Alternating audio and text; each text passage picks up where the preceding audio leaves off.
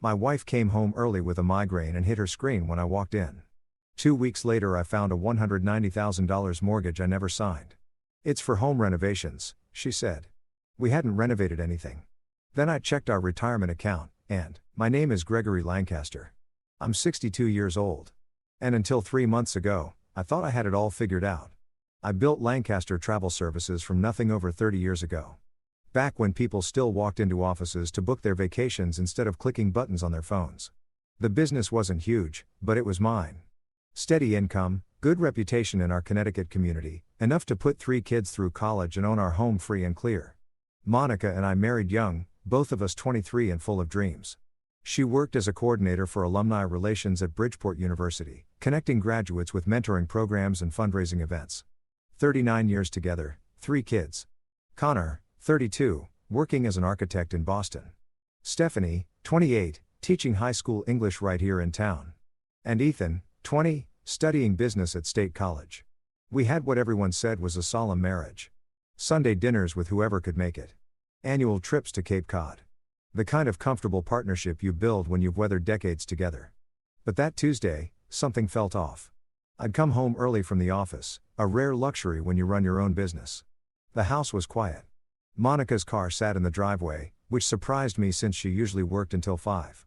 I found her in our home office staring at her computer screen with an intensity that made me pause in the doorway. "Hey, honey," I said. "Didn't expect you home this early."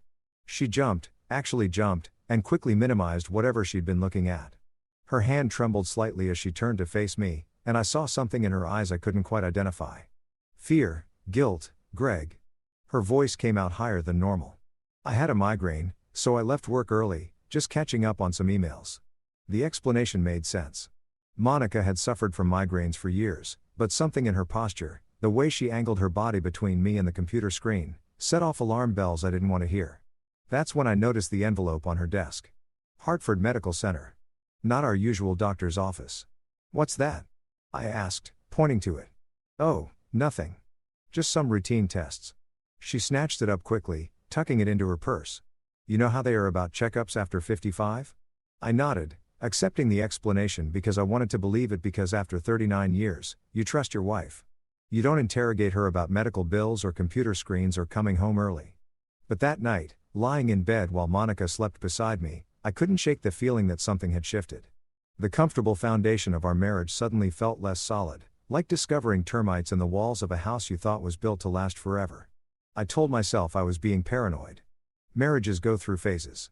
Maybe she was stressed about work. Maybe I was projecting my own midlife anxieties onto innocent situations. I had no idea then that the termites had been eating away at our foundation for months. That by the time I noticed that medical bill, my wife had already stolen our future and was planning her exit with another man. If I'd known what I was about to discover, I might have stayed in that comfortable ignorance a little longer. But ignorance, I learned, isn't bliss. It's just another word for being played for a fool. The discovery came 2 weeks later. Not through detective work, but through simple accident. I was looking for our homeowner's insurance documents to update our coverage. And I found something that made my blood run cold. Our house, the 3-bedroom colonial we'd owned free and clear for 15 years, had a second mortgage on it, $190,000, taken out 7 months ago. Monica's signature on every page. I sat in my home office staring at those documents spread across my desk like evidence of a crime. My hands shook as I flipped through page after page of legalese. All of it adding up to the same devastating conclusion. My wife had mortgaged our home without telling me. Our sanctuary, the place we'd raised our children, the asset we'd worked 3 decades to own outright, suddenly carried debt we couldn't afford. The worst part wasn't even the mortgage itself. It was the application. Under purpose of loan, someone had typed home renovations and business investment. We hadn't renovated anything. And what business? I pulled up our bank statements on the computer. My financial training from years of running a business kicking in despite the panic clawing in my chest. The money had come into our joint account in one lump sum last March, then disappeared in chunks over the following months. Transfers to accounts I didn't recognize. Cash withdrawals of $5,000 and $10,000 at a time. Then I checked something I should have looked at months ago, our retirement accounts. The fidelity statement loaded slowly, each second an eternity. When the numbers finally appeared, I felt like someone had punched me in the gut. My 401k, the nest egg I've been building since I was 30 years old, showed a balance of $42,000. It should have been over $200,000. I clicked through to the transaction history with numb fingers. Monica had power of attorney on the account, something we'd set up years ago for estate planning purposes. In case something happened to me, she'd be able to access our funds. She'd been systematically draining it since February. $15,000 here, $20,000 there. The statements I should have been reviewing every quarter sat unopened in a desk drawer because I trusted her to manage our finances together like we always had. Oh God, I whispered to the empty office. Monica, what have you done? I did the math in my head, something I could do quickly after decades in business. The mortgage, the retirement fund, our savings account that I now checked and found nearly empty. My wife had stolen or borrowed against roughly $350,000 of our money in 7 months. We were supposed to retire in 3 years. I've been planning to sell the business, spend our golden years traveling, being grandparents if the kids gave us that gift. Now we were drowning in debt at 62 years old with a mortgage payment we couldn't afford and retirement funds that wouldn't last 5 years. The front door opened downstairs. Monica's voice called out cheerfully. Greg, I'm home. I sat frozen on my desk, the documents scattered around me like shrapnel. Part of me wanted to run downstairs and demand answers immediately. But another part, the part that had loved this woman for 39 years, couldn't move. Couldn't face what these numbers meant because money could be stolen by a stranger. But this was betrayal on a level I couldn't comprehend. This was the woman I'd built a life with systematically destroying our future. And I had no idea why. Greg, her footsteps on the stairs. You up there? I managed to find my voice. Yeah, in the office. She appeared in the doorway, still in her work clothes, smiling, that same smile I'd loved since we were kids. And I realized I was looking at a stranger wearing my wife's face. Everything okay? She asked. You look pale. I gestured. The document spread across my desk. I found a second mortgage. The smile vanished. For just a moment, naked fear crossed her face before she masked it with confusion. Oh, that I was going to tell you when my voice came out flat, emotionless. Before or after you bankrupted us, Monica tried deflecting for another hour, spinning excuses about investments and opportunities, but I wasn't buying any of it. I'd spent 30 years analyzing travel industry finances. I knew creative accounting when I saw it. And this was theft dressed up in corporate language. Enough, I finally said, my voice harder than I'd ever used with her. I want the truth. All of it right now. She sat on the edge of our bed looking smaller than I'd ever seen her. I met someone. 3 words that rewrote 39 years of history. Who? The question came out like gravel. Keith Hammond. He works in fundraising at the university. We started collaborating on alumni events about 8 months ago. 8 months. The timeline clicked into place. The second mortgage, the retirement withdrawals, her sudden interest in working late, and the money. I asked, though part of me already knew. He had an opportunity. A startup connecting university alumni with young entrepreneurs. He needed seed capital. She wouldn't meet my eyes. He said we'd triple our investment within 2 years. I laughed. A bitter sound that didn't feel like it came from me. Let me guess, the business never existed. Her silence was answer enough. I needed air. I needed space to think without looking at her face. I walked out of her bedroom, down the stairs, and kept going right out the front door. My neighbor, Howard Barnes, sat on his porch across the street, and something about the old man's calm presence drew me over. Evening, Greg, Howard said, gesturing to the empty chair beside him. At 73, Howard had the weathered look of someone who'd seen it all. I dropped into the chair, my legs suddenly unsteady. Owie, can I ask you something? Fire away. Did you know? The question came out rougher than I intended about Monica and whoever she's been seeing. Howard was quiet for a long moment, rocking slowly in his chair. I saw her having lunch at Giovanni's last month with a younger fellow. They weren't talking about university business, if you catch my meaning. The confirmation hurt worse than the discovery. Why didn't you tell me? Would you have believed me? Howard's voice was gentle. Man's got to see some things for himself. Or he'll spend his life wondering if the messenger was lying. I told him about the money, then all of it spilling out. The mortgage, the retirement accounts, the $350,000 gone. Howard listened without interrupting, then said something that surprised me. This isn't the first time. What?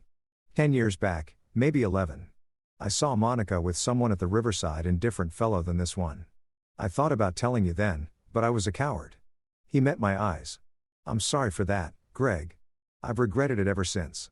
The ground shifted beneath me again. She's done this before. Can't say for certain it wasn't a fair, but it wasn't a business lunch. I'll tell you that much. I sat there as night fell around us, processing the idea that my entire marriage might have been a lie. Not just the last 8 months, but years of it. When I finally went back inside, Monica was in the shower. I could hear the water running upstairs. I climbed the stairs slowly, each step feeling like walking to my own execution. I pushed open the bathroom door. Steam filled the room. Through the frosted glass of the shower door, I could see her silhouette. "Monica," I said, my voice cutting through the sound of running water. The water shut off immediately.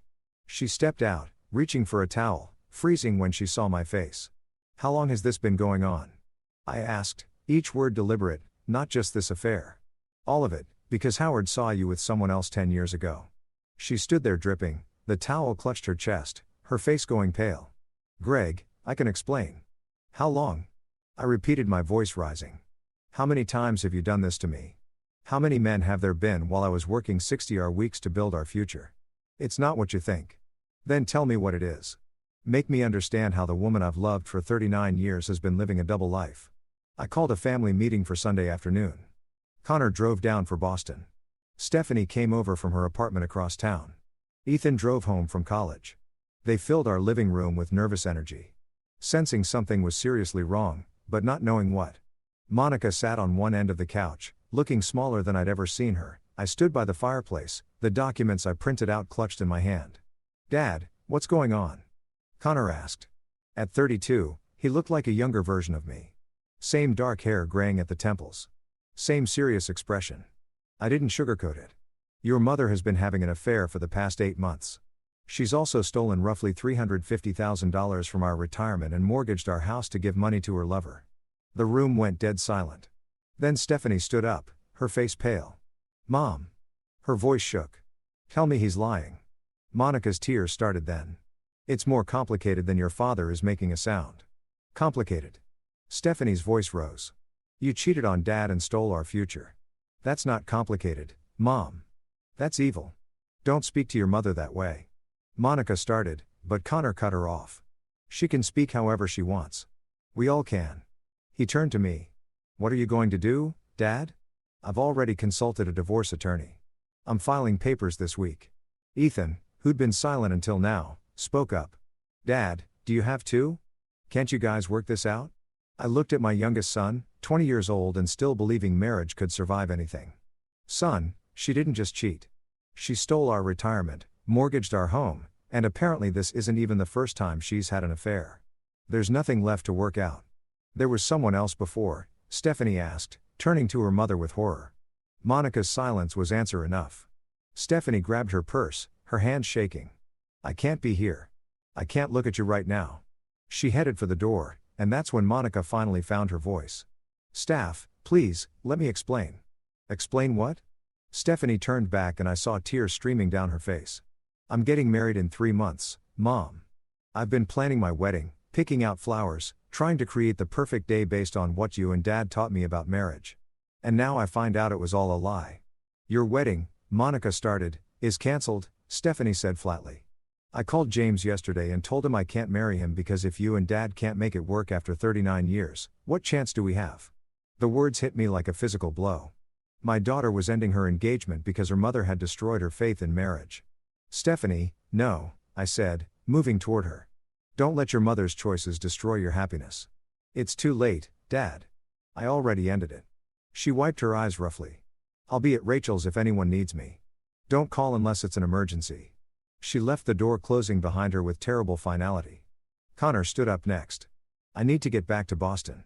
I've got meetings tomorrow." He paused at the door. "Mom, I love you, but what you've done is unforgivable." After Connor left, it was just me, Monica, and Ethan. My youngest son sat on the couch staring at his hands. "Ethan," I said gently, "I'm going back to school." He stood up, not looking at either of us. "I can't deal with this right now." Ethan didn't come home that night or the next. When he finally answered my calls 3 days later, his voice sounded hollow, lifeless in a way that terrified me. "Son, where are you?" I asked, gripping the phone tighter. "Still at school in my dorm." He paused. "Dad, I need to tell you something." The tone in his voice made my stomach drop. "What is it?" "I haven't been going to classes since you told us about Mom. I can't focus." Can't make myself care about economics lectures when our family is falling apart. Ethan, no. You can't let this destroy your education. It's too late. His voice broke. I got an email from the registrar's office yesterday. I'm on academic probation. If I don't bring my grades up this semester, I lose my scholarship. The scholarship that covered $18,000 a year. The scholarship we celebrated when he earned it. Proud that our youngest son wouldn't graduate with crushing debt. How bad is it? I asked, though I dreaded the answer. I've missed 2 weeks of classes, failed my midterms and 3 courses. Dad, even if I ace everything from here on out, I'm probably going to lose it. I closed my eyes, fighting back rage at Monica. This was her doing. Our son's future damaged because she couldn't keep her vows or her hands off her money. Come home this weekend, I said. We'll figure this out together. What's there to figure out? Without the scholarship, I can't afford to stay. You said Mom took everything. I'll find a way. Maybe I can take out a loan. Or Dad, you're 62. You can't take on more debt because Mom decided to fund her affair. His laugh was bitter. Wrong coming from my usually optimistic son. I'm dropping out. Already talked to my advisor about taking a leave of absence. Ethan, please don't make any permanent decisions right now. It's already done. Dad, I'm coming home next week to clear out my dorm. After he hung up, I sat in my office staring at the wall, adding up the casualties of Monica's betrayal, Stephanie's broken engagement, Connor Unk's shattered respect for his mother, and now Ethan's education, the future we'd promised him, destroyed. I called my neighbor Howard that evening. The old man came over with a bottle of bourbon, and we sat on my back deck as the sun set. Ethan's dropping out of college, I told him. Lost a scholarship because he's too depressed to function. Howard poured us each 2 fingers of bourbon. That's a damn shame. Boy's got a good head on his shoulders. Had a good head. Now he's giving up on his future because his mother couldn't keep it in her pants or her hands out of her bank accounts. We drank in silence for a while. Then Howard said something that surprised me. You know my Eleanor? She came back. What? After our divorce, 5 years later, she came back. He stared at his glass, his weathered face sad. The insurance salesman left her for someone younger. She got sick, cancer, and came to me asking for another chance. Said she'd made the biggest mistake of her life, leaving me. What did you do? Told her no. He met my eyes. Told her I'd moved on. That she'd burn that bridge. She died 2 years later alone in a hospice in Syracuse. And Greg, I've regretted that decision every single day for the last 25 years. You think I should take Monica back? I couldn't keep the disbelief out of my voice. I think pain makes us do stupid things. Makes us choose pride over compassion, revenge over mercy. He refilled our glasses. I'm not saying what Monica did was right, but I'm saying that 30 years from now, you'll have to live with whatever choice you make. Make sure it's one you can bear. I thought about his words long after he left. Thought about Monica upstairs in our guest room, about 39 years of marriage, about our children's shattered lives. But I also thought about the $350,000 she'd stolen. The lies that went back at least 10 years. The systematic destruction of everything we built. Some bridges once burned couldn't be rebuilt. And I wasn't sure I wanted to try. I met with my attorney, Robert Cross, on Thursday morning at his office in downtown Bridgeport. The man was in his late 50s with the sharp eyes of someone who'd seen every variation of human betrayal. Mr. Lancaster, he said, shaking my hand. I've reviewed the documents he sent. This is quite a situation. That's one word for it, I said, sitting across from his desk. He pulled out a legal pad covered in notes. The second mortgage is particularly problematic. Connecticut is an equitable distribution state, which means marital property gets divided fairly, not necessarily 50-50. But your wife taking out that mortgage without your knowledge and using the fund for an extramarital affair gives us significant leverage. What about the retirement accounts? Those are trickier. She had legal authority to access them as your power of attorney. But the fact that she drained them for personal use during an affair, that's financial infidelity. We can argue she breached her fiduciary duty to the marriage. I lean forward. Robert, I don't want fair division. I want protection. She's already proven she'll destroy our finances. What's to stop her from taking out more loans, running up credit cards, bankrupting us completely before the divorce is final? He nodded, making notes. We'll file for an immediate temporary restraining order, freezing all marital assets. She won't be able to access bank accounts, take out new loans, or make major purchases without court approval. I'll also recommend we petition for immediate separation of finances. How long will all this take to get the TTRO? We can file today and have a hearing by Monday. The divorce itself, if she contests it, could take 6 to 18 months. She'll contest it. She needs the money. Then we prepare for war. He met my eyes. Mr. Lancaster, I need to ask you something. There's a document here. A draft of a new will your wife apparently prepared 3 months ago. Do you know anything about it? I stared at him. What will? He slid a paper across the desk. I read through it, my stomach turning with each line. Monica had drafted while naming herself as sole beneficiary of everything. Our house, my business, my life insurance. Our children weren't mentioned anywhere in the document. She was planning to cut out our kids. My voice came out strangled. It appears so. The document isn't signed or notarized, so it's not legally valid, but it shows intent. She was planning for your death, Mr. Lancaster, and making sure everything went to her, not your children. I thought about the fake medical diagnosis Monica had told Keith about, how she claimed I was dying. She'd been setting the stage to inherit everything. Probably planning to disappear with her lover once I was out of the picture. That's not just betrayal, I said slowly. That's premeditation. It's evidence of financial abuse and fraud combined with the affair and the stolen retirement funds. We have a very strong case. Robert leaned back in his chair. But I have to warn you, this kind of case gets ugly. Your wife will fight back. She'll claim you were controlling, that she was unhappy, that she deserves compensation for years of sacrifice. Are you prepared for that? After what she's done to our family, after she destroyed Ethan's education and Stephanie's engagement, I met his eyes. I'm prepared for whatever it takes. The temporary restraining order came through on Monday morning. Monica's access to our accounts was frozen. She couldn't touch what little money remained. Couldn't take out new loans. Couldn't sign any legal documents without court approval. I felt a grim satisfaction when Robert called with the news. That satisfaction lasted exactly 4 hours. I was at the office trying to focus on booking a cruise package for the Hendersons when Monica burst through the door. Her face was flushed, her eyes wild in a way I'd never seen before. Greg, we need to talk now. I excused myself from the Hendersons and let her into my private office, closing the door. What's wrong? Keith is threatening me. Her voice shook. He says, if I don't give him $50,000 by Friday, he's going to tell everyone at the university about our affair. He'll ruin my reputation, destroy my career. I stared at her, processing this new development. Let me get this straight. The man you gave $350,000 to is now demanding more money. He says the business didn't work out. He needs capital to restart it. She grabbed my arm, desperate. Greg, if this gets out of work, I'll lose everything. The Alumni Association, they're very conservative. They'll fire me. You should have thought about that before you started sleeping with him. Please. Tears streamed down her face. I know I don't deserve your help, but I'm begging you. He's not going to stop. This morning, he showed up in my office. He followed me to my car at lunch. He sent me 37 text messages in the last hour. She pulled out her phone, showing me the messages, each one more threatening than the last. Pay me what you owe me. You think you could just walk away? I'll make sure everyone knows what kind of woman you really are. Your husband, your kids, your boss. Everyone will know. I read through them. My jaw tightening. Keith Hammond was showing his true colors now that the money had dried up. He wasn't some misunderstood romantic figure. He was a predator who'd found an easy mark. What do you want me to do about it? I asked. The restraining order. It froze everything. I can't access any money to pay him. She looked at me with desperate hope. But you could pay him. Make this go away. I laughed a harsh sound. You want me to give $50,000 to your lover to protect your reputation? To protect our family, Greg? If this becomes public, it'll destroy Stephanie and Ethan even more than they already are. The whole town will know. Do you want that? She had a point. Much as I hated to admit it.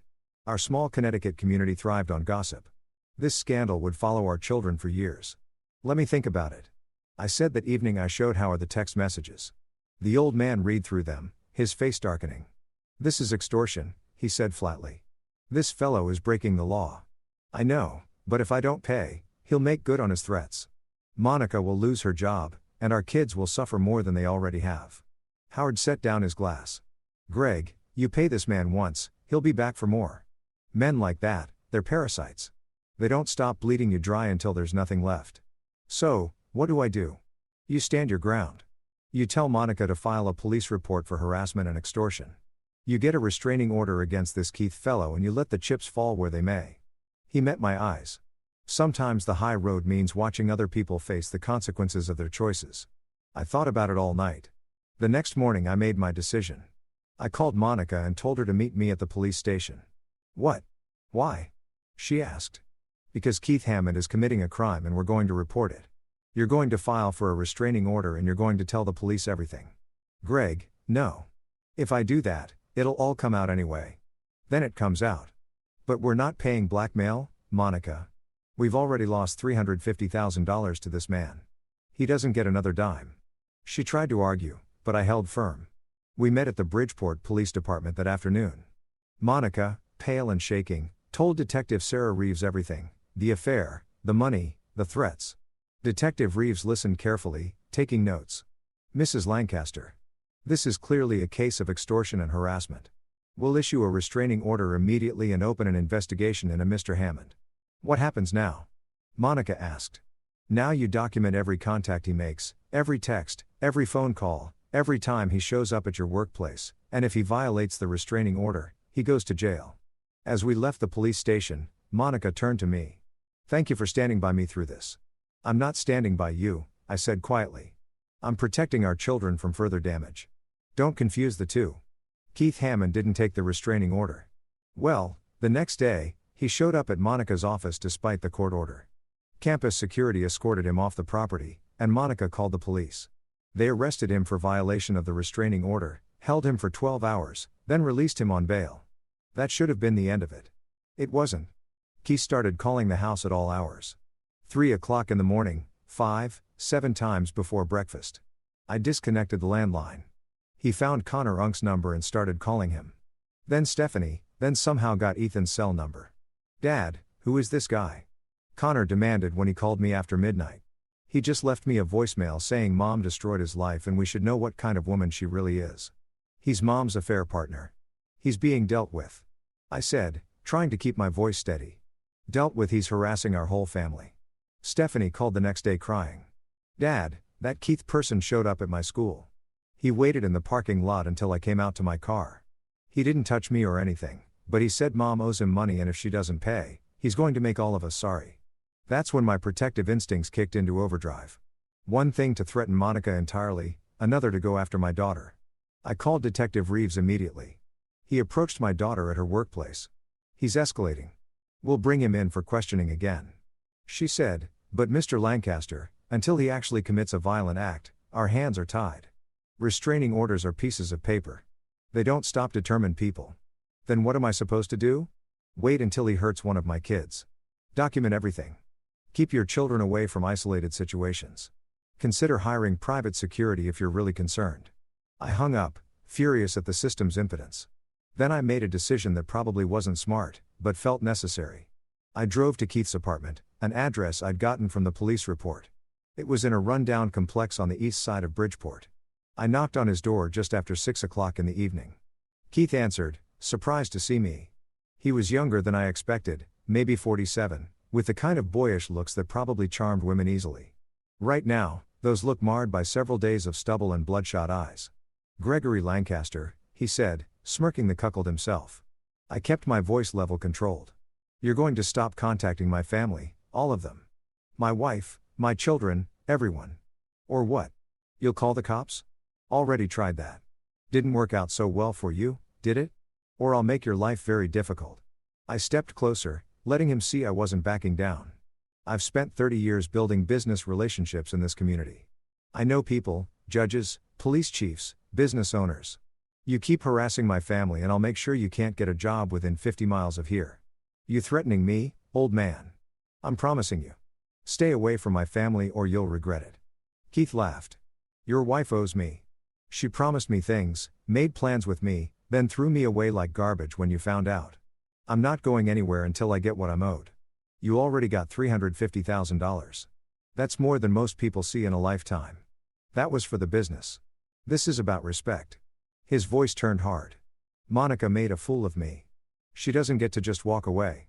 I saw then what Monica had gotten involved with.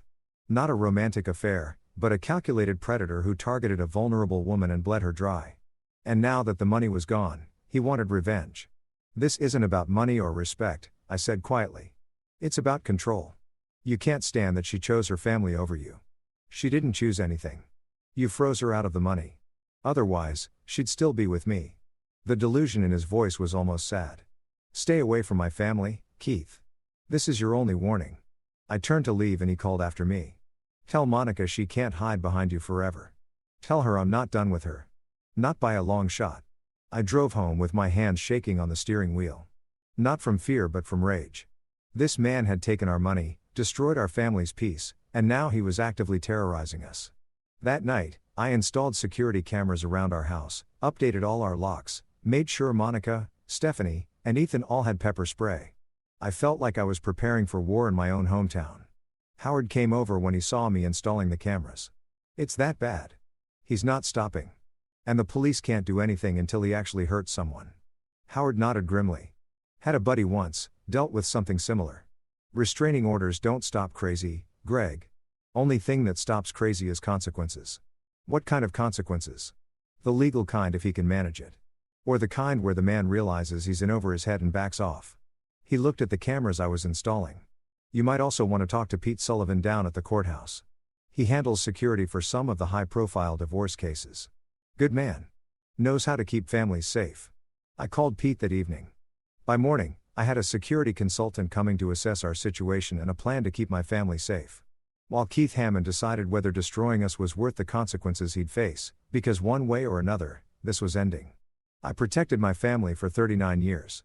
I wasn't stopping now. The stress finally caught up with me 3 weeks after Keith's harassment began. I was in my office reviewing a client's itinerary when the chest pain started. Not dramatic at first, just a tightness that made breathing difficult. Then it felt like someone was squeezing my heart in a vice. I managed to dial 911 before collapsing behind my desk. The paramedics found me 20 minutes later. By then, the pain had spread down my left arm and the world had narrowed to a pinpoint of light surrounded by darkness. They loaded me into the ambulance, sirens wailing, while my office manager called Monica. At Bridgeport Hospital, Dr. Alan Fisher told me, I'd had a moderate heart attack. The stress you've been under, Mr. Lancaster, combined with your age and the situation with your family, it's a perfect storm for cardiac events. How bad? I managed to ask. Bad enough that another one could kill you. You need to eliminate stress from your life immediately. No work for at least 8 weeks. No confrontations. Complete rest. Monica arrived at the hospital looking terrified. For a moment, I saw the woman I'd married 39 years ago, not the stranger who betrayed me. She grabbed my hand, tears streaming down her face. Greg, I'm so sorry. This is all my fault. Not now, I whispered, too tired to fight. Over the next week in the hospital, I had time to think. Really think about Howard's story of his wife Eleanor coming back sick and dying alone. About 39 years of marriage reduced to legal documents and heart attacks. About whether revenge was worth dying for. Connor visited every day. Stephanie came twice, bringing flowers and sitting in silence beside my bed. Even Ethan drove down from home, looking guilty and scared. Dad, I can't lose you, he said quietly. You're the only parent I've left who hasn't completely let me down. Those words hit harder than the heart attack. On my 5th day in the hospital, Monica came in with her briefcase. She looked thinner, older, like she'd aged 5 years and 3 weeks. I need to tell you something, she said, sitting in the chair beside my bed. Something I should have told you from the beginning. I waited, too exhausted to prompt her. The affair with Keith. It wasn't about him. It wasn't even about being unhappy with you. She twisted her hands together. 2 years ago, I went to a therapist. She diagnosed me with depression, anxiety about aging, about becoming irrelevant. I was terrified of turning 60, of being invisible, so you had an affair. So, I made a series of terrible decisions, trying to feel young and want it again. Keith made me feel special, like I mattered. And when he said he needed money, helping him made me feel useful. Tears ran down her face. I know how pathetic that sounds. I destroyed everything we built because I was afraid of getting old. You could have talked to me. I know, but I was ashamed. And then it spiraled out of control. By the time I realized how much damage I was doing, I was in too deep to stop. She pulled out a folder from her briefcase. I talked to my attorney yesterday. I'm signing over my claim to everything. The house, your business, the retirement accounts that are left. All of it goes to you, Monica. Let me finish. I'm also checking myself into an inpatient mental health facility. 3 months minimum. I need help, Greg. Real help. I can't be trusted around money or decisions right now. She set the papers on my bedside table. I'm not asking for forgiveness. I'm just asking you not to die hating me. Before I could respond, my heart monitor started beeping urgently. Dr. Fisher rushed in with nurses. The last thing I saw before they sedated me was Monica being ushered out, her face pale with fear. 14 months later, I stood in my backyard watching spring arrive in Connecticut. The garden Monica had planted years ago was blooming again, tinted by the landscaping service I'd hired. The security cameras Howard had helped install were still there, though Keith Hammond was no longer a threat. He'd been arrested for violating his restraining order one too many times and sentenced to 8 months in jail. Last I heard, he moved to Florida after his release. Good riddance. My business had survived barely. I'd sold it 6 months ago to a younger couple who'd worked for me for years. The sale gave me enough to pay off the second mortgage and put some money back into retirement accounts. Not the $350,000 Monica had stolen, but enough to survive on. Ethan had returned to college on a combination of loans and a part-time job. Not ideal, but he was finishing his degree. That mattered. Stephanie had reconciled with her fiancé. They were getting married next month, a small ceremony in our backyard. She'd asked me to walk her down the aisle. She hadn't invited her mother yet, but I knew she was considering it. Connor called weekly, checking on me. Our relationship had strengthened through the crisis, and for that, I was grateful. My phone rang. Monica's number. I still hesitated before answering, even after all this time. "Hi, Greg." Her voice was different now. Steadier, more grounded. The therapy and medication had helped. "Monica, how are you?" "Good. Really good, actually. I got promoted to work. They kept me on after everything, which I'm grateful for." She paused. "I heard about Stephanie's wedding. I know I probably don't deserve to be there, but she's thinking about inviting you." I said she hasn't decided yet. "That's more than I deserve." Silence stretched between us. Then, "Greg, could we maybe a coffee this week? Just to talk." It was the 4th time she'd asked in the past 3 months. The first 3 times I'd said no. But this time, something in me shifted. Wednesday afternoon, the coffee shop on Main Street. "Really?" The hope in her voice was painful to hear. "Don't read too much into it, Monica. It's just coffee." "I know. Thank you." I hung up and called Howard. The old man answered on the second ring. "You're really doing this?" he asked when I told him. "I don't know yet. I'm just having coffee with her. You know what I think about? Second chances." "I do. But Howard, I've been alone for 14 months. The kids are building their own lives. And every time I think about growing old by myself, angry and bitter, I think about your Eleanor." "Eleanor came back too late," Howard said quietly. "But Monica, she's been working on herself. I've seen the change in her at church, at community events. She's different than she was. Different enough. That's for you to decide, son. Just remember, forgiveness doesn't mean forgetting. It means choosing to move forward despite the past." Wednesday came. I arrived at the coffee shop 5 minutes early, nervous as a teenager on a first date. Monica walked in right on time, looking healthier than she had in years. She lost weight, cut her hair shorter, wore less makeup. She looked like herself again, not the woman who'd been trying to recapture her youth. We talked for 2 hours about her therapy, about the medications that helped with her anxiety and depression, about the financial counseling she completed, about how she'd been attending meetings for people with spending addictions. "I can't undo what I did," she said finally. "I destroyed 39 years of trust in 8 months of selfishness. I don't expect you to forgive me. But Greg, I want you to know I'm different now. The work I've done, it's real. I can see that." I admitted. "Could we maybe do this again? Just coffee, just talking." I thought about it. About lonely evenings in a too-quiet house. About 39 years of shared history that couldn't just be erased. About Howard's regret over choosing pride over compassion. "Maybe." I said, "Let's take it slow." Her smile was small but genuine. "Slow is good. Slow means there's still a possibility." I drove home that afternoon, not knowing what the future held. Whether Monica and I could rebuild something from the ashes of our marriage was uncertain. Whether I could ever fully trust her again was questionable. But I knew one thing. I was 63 years old and I'd rather spend my remaining years trying to heal than letting bitterness consume what was left. That evening, sitting on my back porch, I called Stephanie. "Dad, everything okay?" "Yeah, honey. Listen, about your mother and the wedding. I've been thinking about it." She interrupted. "She's been really trying. I can see the change. And you know what? Life's too short to hold grudges forever. So, you going to invite her?" "I'm going to invite her on one condition." "You're okay with it?" I looked at the garden Monica had planted. Now, blooming with new life after a long winter. I'm okay with it, Steph. We all deserve a chance to start over.